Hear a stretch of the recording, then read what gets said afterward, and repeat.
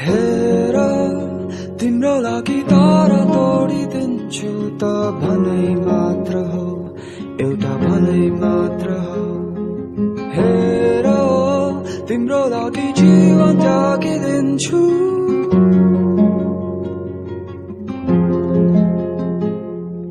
ती वचन त हैन हो भावना, केही रहने छैन तिमी बिना।